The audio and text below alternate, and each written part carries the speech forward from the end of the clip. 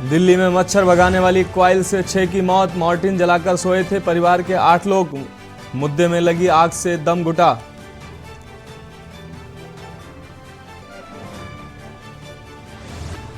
रामनवमी के एक दिन बाद बंगाल में फिर हिंसा। हावड़ा में पत्थरबाजी। कल शोभा यात्रा के दौरान गुजरात महाराष्ट्र में हुई हिंसा।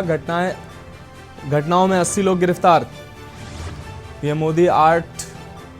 पीएम मोदी जून में करेंगे अमेरिका का दौरा। 5 दिन यात्रा पर यूएसए। कांग्रेस के संयुक्त सत्र को करेंगे संबोधित। दिल्ली के सीएम अरविंद केजरीवाल ने बढ़ते कोरोना को लेकर प्रेस कॉन्फ्रेंस की। बोले, चिंता की कोई बात नहीं, जरूरी कदम उठा रही सरकार।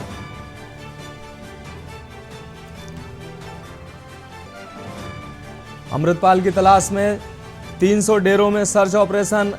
एमपी सिमरनजीत मान बोले, सरेंडर न करे पाकिस्तान चला जाए, आईएसआई गले लगा लेगी। दोगुनी रफ्तार से बढ़ा कोरोना। लगातार दूसरे दिन 3000 से ज्यादा मामले। सक्रिय मरीजों का आंकड़ा 15,000 के पार। आप देख रहे हैं के न्यूज, खबरों का सारथी।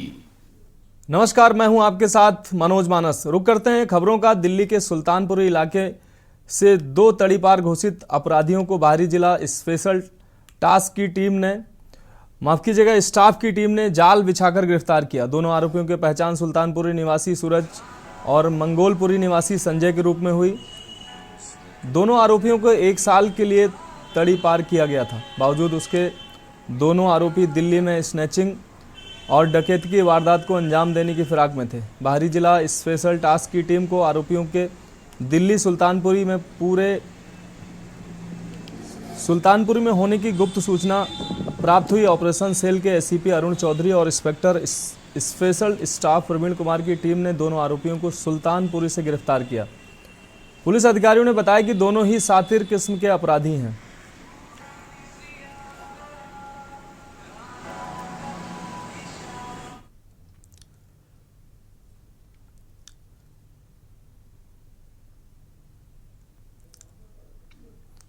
बात करते हैं अगली खबर की। सिरसा में पत्रकारों से बातचीत करते हुए दिग्विजय चौटाला ने कहा कि दुष्यंत चौटाला चौधरी देवीलाल का अक्स हैं और चौधरी देवीलाल के अक्स से चौधरी वीरेंद्र सिंह पूरी तरह से हार चुके हैं। वे दुष्यंत चौटाला से राजनीतिक तौर पर मुकाबला नहीं कर पा रहे हैं। वहीं दिग्विजय चौटाला ने कहा कि यह तो एक राजनीतिक अखाड़ा है। चौधरी वीरेंद्र सिंह चुनाव में 2-2 हाथ करके देख ही लें। दिग्विजय चौटाला ने कहा कि जिस तरह से देश में प्रधानमंत्री नरेंद्र मोदी का कोई विकल्प नहीं, उसी तरह हरियाणा में भी दुष्यंत चौटाला का कोई विकल्प नहीं। वहीं उन्होंने कहा कि जेजेपी परिवार पूरी तरह से एकजुट है। वे 10 सीटों से 45 की ओर अग्रसर हो चुके हैं। आने वाले 2024 चुनाव में दुष्यंत चौटाला को मुख्यमंत्री देखना चाहते हैं। इतनी सीनियर आपका एक्सपीरियंस होने के बावजूद भी इतनी कमजोर बात करना, तो ये दिखाता है कि वो दुष्यंत चौटाला जैसे नौजवान के सामने, भाई अब वो कहते हैं कि गठबंधन होगा तो भी लड़ेंगे और नहीं होगा तो भी लड़ेंगे। तो ये तो राजनीतिक अखाड़ा है, इसमें 2-2 हाथ करके देख ही लें, कोई दिक्कत नहीं है, कोई उसमें कोई संकोच थोड़ी है। मतलब इतनी सीनियर आपका एक्सपीरियंस होने के बावजूद भी इतनी कमजोर बात करना, तो ये दिखाता है कि वो दुष्यंत चौटाला जैसे नौजवान के सामने विवश और मजबूर है, हताश हैं, निराश हैं। दुष्यंत का कॉम्पिटिटिव तौर पर कंपटीशन नहीं कर पा रहे, बल्कि अपनी लीडरशिप को सलाह दे रहे हैं। तो उनने पीछे रैली रखी 23 मार्च की रैली उनको कैंसिल करनी पड़ी या करी या जो भी हुआ। उनके बेटे कुछ कहते हैं, उनकी जो वाइफ हैं प्रेमलता जी वो कुछ कहती हैं, वीरेंद्र सिंह जी खुद कुछ कहते हैं। दुष्यंत चौटाला चौधरी देवीलाल का अक्स है और चौधरी देवीलाल के अक्स से आज चौधरी वीरेंद्र सिंह पूर्णतः हार चुके हैं। मुझे इस बात में कहने में कोई दो राय। खबर बलौदा बाजार से है। पत्रकार वार्ता में बांटे गए नाश्ते में कीड़े मिले हैं। नगरीय प्रशासन मंत्री शिव कुमार डहरिया की थी प्रेस कॉन्फ्रेंस। जिला कांग्रेस भवन में मंत्री ले रहे थे प्रेस वार्ता। राहुल गांधी की संसद सदस्यता खत्म होने पर थी पीसी।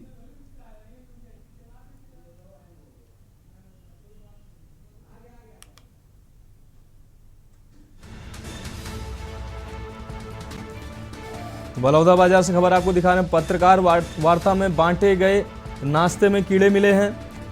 नगरीय प्रशासन मंत्री शिव कुमार डहरिया की थी प्रेस कॉन्फ्रेंस। जिला कांग्रेस भवन में मंत्री ले रहे थे पत्रकार वार्ता। तो बलौदाबाजार से खबर आपको दिखा रहे हैं, राहुल गांधी की संसद सदस्यता खत्म होने पर थी प्रेस कॉन्फ्रेंस। बलौदाबाजार से खबर आपको दिखा रहे हैं, पत्रकार वार्ता में बांटे गए नाश्ते में कीड़े मिलने की खबर है। नगरीय प्रशासन मंत्री शिव कुमार डहरिया की थी प्रेस कॉन्फ्रेंस। जिला कांग्रेस भवन में मंत्री ले रहे थे पत्रकार वार्ता। राहुल गांधी की संसद सदस्यता खत्म होने पर थी पीसी। तो बलौदाबाजार से यह अहम खबर आप तक पहुंचा रहे हैं, पत्रकार वार्ता में बांटे गए नाश्ते में मिले कीड़े। नगरीय प्रशासन मंत्री शिव कुमार डहरिया की थी प्रेस कॉन्फ्रेंस। आपको बता दें कि जिला कांग्रेस भवन में मंत्री ले रहे थे प्रेस वार्ता। राहुल गांधी की संसद सदस्यता खत्म होने पर कर रहे थे प्रेस कॉन्फ्रेंस।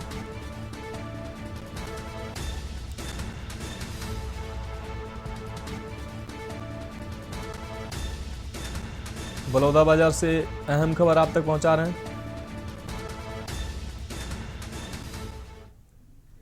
खबर बेमेतरा से, जहां छत्तीसगढ़ कांग्रेस कमेटी की ओर से बेमेतरा जिला मुख्यालय के पुराने रेस्ट हाउस में कांग्रेस प्रवक्ता चंद्रशेखर शुक्ला के द्वारा प्रेस कॉन्फ्रेंस किया गया, जिसमें राहुल गांधी की लोकसभा सदस्यता खत्म किए जाने को लेकर कहा कि लोकतंत्र की हत्या केंद्र की सरकार कर रही है और बोलने वाले लोगों को सदस्यता समाप्त की जा रही है। उन्होंने कहा कि संसद में सबसे ज्यादा सवाल अदानी और मोदी को लेकर पूछने पर इस प्रकार का कार्य किया गया है।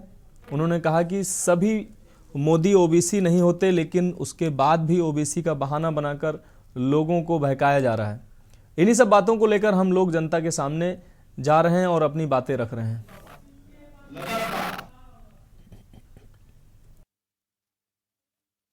जी देखिए, भारतीय जनता पार्टी और उनको देश के लोकतंत्र की हत्या हो रही है और सदन में। खबर कबीरधाम से, कबीरधाम जिले में राहुल गांधी प्रकरण को लेकर कांग्रेस कार्यालय में आयोजित मंत्री मोहम्मद अकबर की प्रेस कॉन्फ्रेंस के पहले कांग्रेस की गुटबाजी खुलकर सामने आई। बता दें कि समर्थक को मंच पर कुर्सी दिलाने के नाम पर पडरिया विधायक ममता चंद्राकर और क्रेडा के सदस्य कन्हैया अग्रवाल आपस में भिड़ गए, जहां दोनों में जमकर तू-तू मैं-मैं हुई, तकरार हुई। वहीं दोनों नेता वीडियो बनाते देखे गए।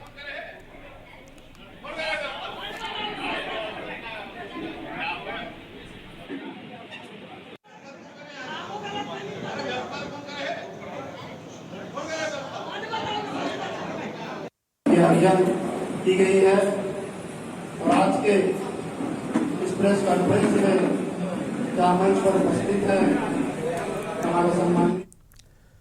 खबर उत्तर प्रदेश में बादलों की आवाजाही से संबंधित है। बादलों की आवाजाही लगातार बनी हुई है, जिसके चलते कई जिलों में बारिश के साथ ओले गिरने की तस्वीरें सामने आ रही हैं।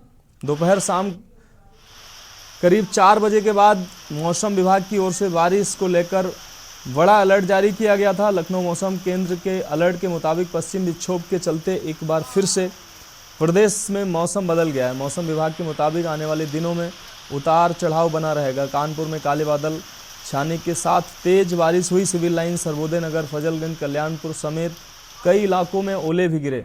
वहीं बारिश के कारण सड़कों पर सन्नाटा छाया रहा। संभल में बारिश के साथ जमकर ओले गिरे। संभल जिले के हयातनगर एवं गुमसानी गांव में जमकर ओले और ओलों के साथ बारिश भी हुई। अमरोहा में बारिश के साथ ओले गिरे। ओले और बारिश के चलते खेत में खड़ी फसलें खराब हो गईं।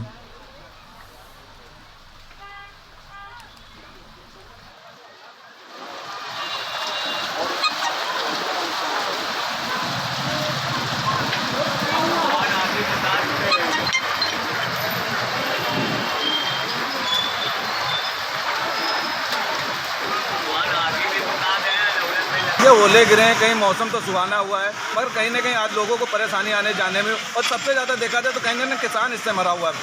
किसानों को बहुत ही दिक्कत हुई, जिससे फसल खड़ी वो सब बर्बाद हो जाएगी। बीमारियां फैलेंगी इससे, और तरह तरह की तो बीमारियां फैली रही, लेकिन मौसम ठंडा हो रहा है, चेंजिंग हो रहा है, गर्म हो रहा है, इससे तो बीमारियां तो फैलनी है। ओले कहाँ गिरे हैं? ओले कानपुर नगर में, जैसे दादा नगर हुआ, कानपुर दिगाद हुआ, सभी जगह ओले गिरे और सभी जगह बरसात हुई है। लखनऊ में 1 अप्रैल से जनता को महंगाई की मार झेलनी पड़ेगी। मेडिसिन में लगभग 13%, यूपीआई ट्रांजैक्शन में 1% चार्ज लगने के साथ ही पेट्रोल डीजल सहित अन्य तमाम जरूरी चीज़ों के दामों में वृद्धि होगी।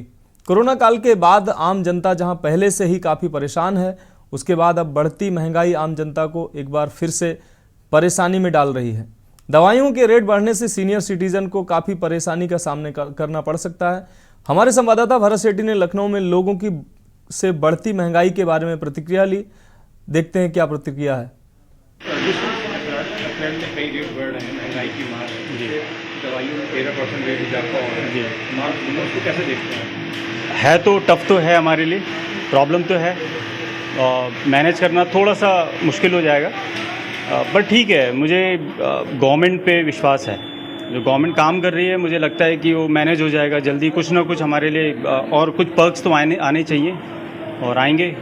काम अच्छा हो रहा है, थोड़ा टैक्स लेंगे तो शायद और बेसिक इंफ्रास्ट्रक्चर बेटर हो जाएगा, हम लोगों के लिए फैसिलिटी अच्छी हो जाएगी, तो इट्स गुड। ऑनलाइन पेमेंट में भी कुछ ट्रांजेक्शन के बाद वो चार्ज पड़ेगा। हाँ, अच्छा, ये मैंने भी सुना है। उसको कैसे देखते हैं? नहीं, ये थोड़ा सा एक नॉर्मल मीडियम और लोअर जो बिजनेसमैन है ना, उनके लिए थोड़ा सा टफ हो जाएगा और ज़्यादा। ये थोड़ा सा अभी ब्रेक दो, बिकॉज अभी पोस्ट कोरोना जो चल रहा है एरा, उसमें ये एक अच्छा था हमारे लिए कि बहुत इजी हम लोग ट्रांजेक्शन्स कर लेते थे, तो थोड़ा सा टफ हो जाएगा। थोड़ा इसमें कुछ करे अगर गवर्नमेंट, तो it would be really good. Petrol के डीजल के रेट इंक्रीज हो सकते हैं और चलेगा, वो मैनेज हो जाएगा भाई, वो कर लेंगे हम ऑनलाइन ट्रांजेक्शन पर। हाँ, फिर देखते हैं क्या होता है। तमाम चीज़ें जो हैं वो महंगी होंगी, कैसे देखते हैं इसको? अभी जो सामानें महंगी हो रही है, इस पे तो बहुत ही असर पड़ेगा। जो मिडिल क्लास फैमिली है, इन पे बहुत ही ज़्यादा असर पड़ेगा। जैसे ऑनलाइन अभी ट्रांजैक्शन पे जो लगाया गया है रेट, इस पे कुछ बहुत सारी असर होगी। इस पे सरकार को थोड़ा ध्यान देना चाहिए। और पेट्रोल और डीजल के दाम भी बढ़ सकते हैं, और बैंक की पासबुक अगर लेते हैं तो उसमें भी अब आपको पेमेंट देना पड़ेगा, उसको कैसे देखते हैं? नहीं, ये तो बहुत ही गलत है। इसमें सब छोटे जो मिडिल क्लास के लोग हैं, इस पे बहुत ही ज़्यादा असर पड़ेगा। इन सब चीज़ों पर सरकार को ध्यान देना चाहिए। और क्या नाम है आपका? मेरा नाम कामुद्दीन शौकत अली सिद्दीकी है। अब जो 1 अप्रैल से तमाम चीज़ों के रेट बढ़ने वाले हैं, ऑनलाइन ट्रांजैक्शन का भी रेट बढ़ जाए, उसमें चार्ज पड़ेगा, और अब 13% दवाइयों का पैसा बढ़ा, कैसे देखते हैं उसको? हाँ सर, 13% दवाइयों का चार्ज बढ़ेगा, उससे जो सीनियर सिटीजन हैं उनको काफ़ी दिक्कतों का सामना करना पड़ेगा। और ऑनलाइन ट्रांजैक्शन के बारे में सर, जो मोदी सर कहते हैं डिजिटल इंडिया, तो कहीं ना कहीं ये डिजिटल इंडिया को एक धक्का लगेगा सर ऑनलाइन ट्रांजैक्शन पे, अगर फीस चार्ज लगता है तो। Okay sir. नुकसान है आम आदमी का? हाँ, आम आदमी का ज़रूर नुकसान है इसमें, खासकर छोटे मोटे व्यापारियों का जो रोज़मर्रा की चीज़ें खरीदते हैं, उसमें काफ़ी तकलीफ है। लेकिन दवाइयों का ये जो है अच्छा नहीं है। ये जो सीनियर सिटीजन है, जो बुजुर्ग इंसान है, उनको काफ़ी दिक्कतें आएगी इसके बारे में। ये नहीं होना चाहिए था, दवाइयों में सरकार को छूट देना चाहिए। सर, क्या नाम है आपका? डीसी सक्सेना। सर, अप्रैल महीने की शुरुआत हो रही है कल से, और हाँ तमाम चीज़ों के रेट बढ़ रहे हैं। दवाइयों में 14%, 13% के आसपास इंक्रीज हो रहा है। डीजल पेट्रोल के दामों में वृद्धि हो रही है। ऑनलाइन ट्रांजैक्शन जो करते थे उसमें पैसा बढ़ेगा ज़्यादा। अच्छा। कैसे देखते हैं इसको? तो महंगाई बढ़ेगी, अगर 14% बढ़ गया दवाई में, तो हम लोग तो मतलब दवाइयों के साथ जितना रोटी कम खाते हैं, दवाई ज़्यादा खाते हैं भाई, जो है वो, तो ये तो हमारे लिए बहुत तकलीफ वाली बात है भाई। ऑनलाइन ट्रांजैक्शन की बात करें, उसमें पैसा अब चार्ज करेगी सरकार? नहीं, उसमें तो थोड़ा मान सकते हैं, चलो थोड़ा आराम मिलता है, लेकिन दवाइयों के केस में तो भाई बहुत मुसीबत है भाई। बिना दवाइयों के तो कैसे आदमी जिंदा रह पाएगा भाई। अच्छा, अब जैसे ऑनलाइन ट्रांजैक्शन की बात करें, पेट्रोल डीजल के भी रेट बढ़ जाएंगे, अब उसको कैसे देखते हैं? पेट्रोल तो आपको मतलब एक तरीके से दाल रोटी जैसा है, मतलब बिना पेट्रोल के तो अब जिंदगी गुजार, कहीं भी जाना हो बिना पेट्रोल संभव नहीं है भाई। जो वो एक रोटी कम खाऊंगा तो पेट्रोल से उठल पाऊंगा, जो दवाइयों का असर पड़ेगा। अब बहुत पड़ेगा। खबर फर्रुखाबाद के कायमगंज से है। पटवन गली स्थित NK academy English medium school में वार्षिक पुरस्कार वितरण समारोह में आयोजित किया गया। समारोह के दौरान मुख्य अतिथि कायमगंज की विधायक डॉक्टर सुरभि गंगवार, उनके पति डॉक्टर अजीत गंगवार, विशिष्ट अतिथि प्रभारी निरीक्षक जयप्रकाश पाल, निरीक्षक संतोष कुमार अवस्थी, वरिष्ठ अधिवक्ता राम कुमार अग्रवाल, विद्यालय के संस्थापक किशुन प्रसाद अग्रवाल, इंदु रानी अग्रवाल, प्रबंधक अनुपम अग्रवाल, डायरेक्टर मधु अग्रवाल, श्रुतिका अग्रवाल आदि द्वारा संयुक्त रूप से विद्यालय के मेधावी छात्र छात्राओं एवं विभिन्न प्रतियोगिताओं के विजेता प्रतियोगियों को शील्ड एवं प्रशस्ति पत्र प्रदान कर सम्मानित किया गया। समारोह के दौरान विद्यालय के शिक्षक निखिल यादव व शिक्षिका अरसला खान को विद्यालय के प्रबंधक द्वारा बेस्ट टीचर्स अवार्ड से सम्मानित किया गया।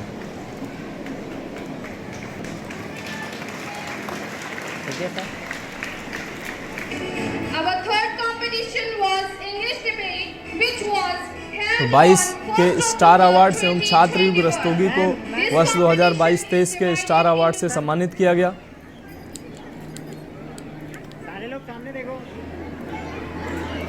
आज एनके एकेडमी के एनुअल प्राइज सेरेमनी में उपस्थित होकर बहुत ही गर्व महसूस हो रहा है। गर्व इसलिए क्योंकि कायमगंज और खुले मन से जिम्मेदारी खत्म नहीं होता है, चलाना, अच्छे टीचर्स को लेकर आना, जिससे कि यहाँ के हर एक बच्चे को अच्छी शिक्षा मिले। और ये स्कूल CBSE पैटर्न पे है और जितनी भी टीचर्स हैं जिनसे अभी मेरा इंटरेक्शन हुआ है तो उसको देख के मुझे निश्चित ही ये लगता है कि यहाँ से निकलने वाला हर एक बच्चा जब 8 के आगे हायर एजुकेशन में जाएगा तो कॉम्पिटिटिव एग्जाम्स में वो अपना बहुत अच्छा पकड़ कर पाएगा। यूपी के कानपुर देहात में देर रात कपड़ा मार्केट में आग लगने के बाद सुबह एक और बड़ी आगजनी की घटना सामने आई। कानपुर देहात की रनिया औद्योगिक क्षेत्र में एक ऑयल फैक्ट्री में आग लग गई। दमकल की गाड़ियां आग पर काबू पाने की मशक्कत में लगी रहीं। बताया जा रहा है कि बीते 4 साल से बंद पड़ी एक ऑयल फैक्ट्री में शुक्रवार सुबह भीषण आग लग गई। तेज हवा से आग विकराल होती चली गई। सूचना पर पहुंचे दमकल कर्मियों ने पानी की बौछार कर आग पर काबू पाने का प्रयास किया। ऑयल फैक्ट्री में फैक्ट्रियों के कर्मचारियों की लापरवाही से आग लगी थी। करीब 4 साल से बंद पड़ी फैक्ट्री में गैस सिलेंडर की मदद से फैक्ट्री के अंदर कटिंग का काम चल रहा था। आग लगने के बाद फैक्ट्री के कर्मचारी मौके से फरार हो गए। अधिकारियों ने जांच के बाद कार्रवाई की बात की है। हमारा नाम मोहम्मद जफर है। संजय गुप्ता के साथ मिल के काम करते हैं। हमारी रायल दुलारे के नाम से दुकान है। हम पापा जी के नाम की दुकान है। दुलारे फैशन के नाम की दुकान है। यहाँ पर तीसरी मंजिल में हमारा कारखाना है बैंक के ऊपर। उसमें रात में हम लोग 3 बजे 10% माल ऊपर जो खेत पार में उसमें धुआं भर गया तो वो बेचना बंद कर दिया। तभी वहाँ पे धुआं लगता है और दुलारे बिल्डर्स के नाम से बचाने को पैंट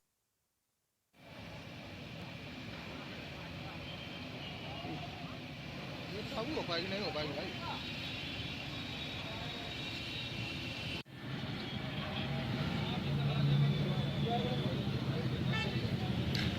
ज़रा अंदर ना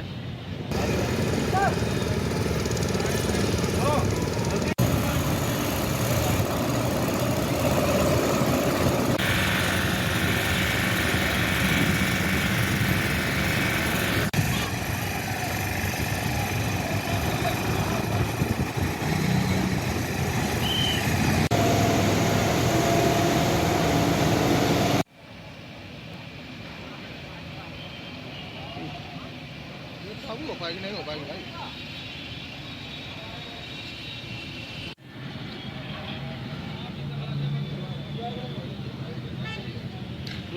ज़रा अंदर ना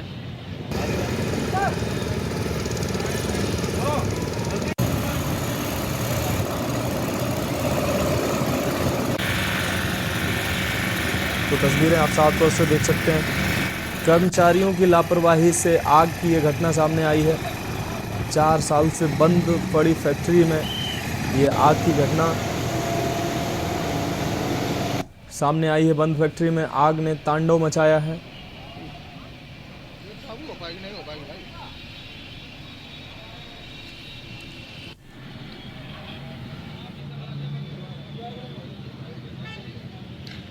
ज़रा अंदर ना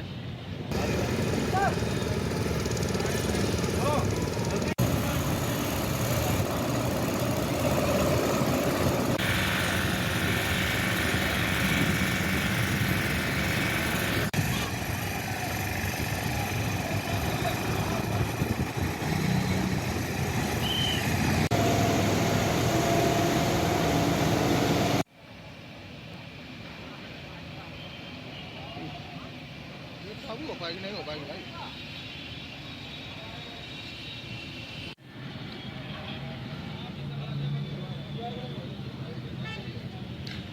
ज़रा अंदर ना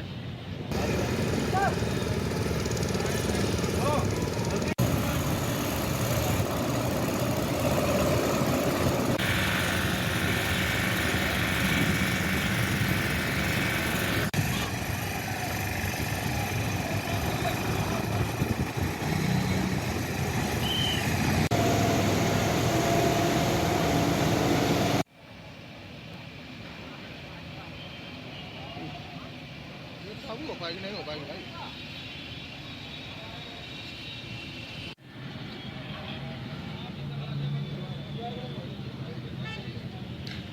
ज़रा अंदर ना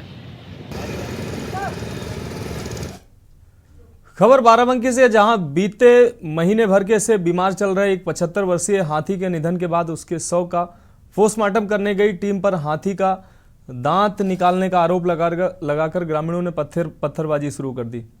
इस दौरान टीम में मौजूद अधिकारियों और डॉक्टरों ने मौके से किसी तरह भागकर अपनी जान बचाई। वहीं इस दौरान वन विभाग के 2 कर्मचारी ग्रामीणों के हत्थे चढ़ गए, जिन्हें लोगों ने मिलकर पीट दिया। इसके बाद डॉक्टरों की गाड़ी भी क्षतिग्रस्त कर दी। वहीं मामले की जानकारी मिलते ही मौके पर कई थानों की पुलिस पहुंची और हाथी को दफन कराया। फिलहाल गांव में पुलिस बल तैनात किया गया है। देखिए, झगड़ा क्या, कल जो हाथी एक्सपायर हुआ 5:40 पे, तो काफ़ी वन विभाग वाले अधिकारी भी आए। उन्होंने आश्वासन दिलाया कि कम से कम जो है ये पहले तो पोस्टमार्टम के लिए बोले कि हम ले जाएंगे वहाँ विभाग द्वारा जो पोस्टमार्टम होगा उसके लिए, उसके बाद वहीं पर अंतिम संस्कार होगा। तो बाकी यहाँ ग्रामीणों के द्वारा मना किए जाने पर तो फिर वो लोग मान गए कि चलिए ठीक है, अंतिम संस्कार होगा लेकिन पोस्टमार्टम होने के बाद नहीं होगा। तो फिर यहाँ पर जो है हम ग्रामीणों को जो है आश्वासन दिया गया कि अगर वो क्या कहते हैं पोस्टमार्टम अगर होगा तो सिर्फ अपनी हम फॉर्मेलिटी अदा करेंगे और थोड़ा मुझे जो है अभी जैसे जो भी उनको जो है सैंपल के लिए लेना है वही अपना लेंगे। खबर अलीगढ़ से, जहां अलीगढ़ में जमानत पर छूटे मर्डर के आरोपी ने शराब के नशे में अंधाधुंध फायरिंग कर दी, जिससे 5 लोग घायल हो गए। घायलों में एक की हालत गंभीर बनी हुई है। वहीं बताया जा रहा है कि आरोपी भूरा का सोनपुर निवासी यशपाल से शाम को झगड़ा हो गया था। उसने शराब के नशे में अंधाधुंध फायरिंग कर दी, जिसकी चपेट में करीब 5 लोग आ गए। घायलों को इलाज के लिए जिला अस्पताल भेजा गया है। घटना थाना टप्पल के सालपुर इलाके की बताई जा रही है। पुलिस ने आरोपी शराबी के खिलाफ मुकदमा दर्ज कर जांच शुरू कर दी है। इस घटना में एक दिव्यांग व्यक्ति को भी गोली लगी है। थाना टप्पल के सालपुर गांव के अंतर्गत सूचना प्राप्त हुई कि एक व्यक्ति जिसका नाम भूरा उर्फ अवधेश ने नशे की हालत में यशपाल सिंह नाम के व्यक्ति से गाली गलौज के दौरान फायर किया। मौके पर मौजूद 5 लोगों को छर्रे लगे, जिनके मानसिक चोटें आईं। सूचना मिलने पर पीआरवी तथा अधिकारीगण मौके का मुआयना किया गया। मजरूबों को मेडिकल परीक्षण हेतु रवाना किया गया है। सभी स्थिति सामान्य है। तहरीर के आधार पर टप्पल थाने पर अभियोग पंजीकृत कर लिया गया। 3 टीमें अभियुक्त की गिरफ्तारी हेतु रवाना हो चुकी है। मौके पर पूर्ण शांति कायम है। विधिक कार्रवाई अमल में लाई जा रही है। फाइनल बुलेटिन में अभी के लिए इतना ही। मुझे दीजिए इजाजत और आप देखते रहिए के न्यूज़ इंडिया।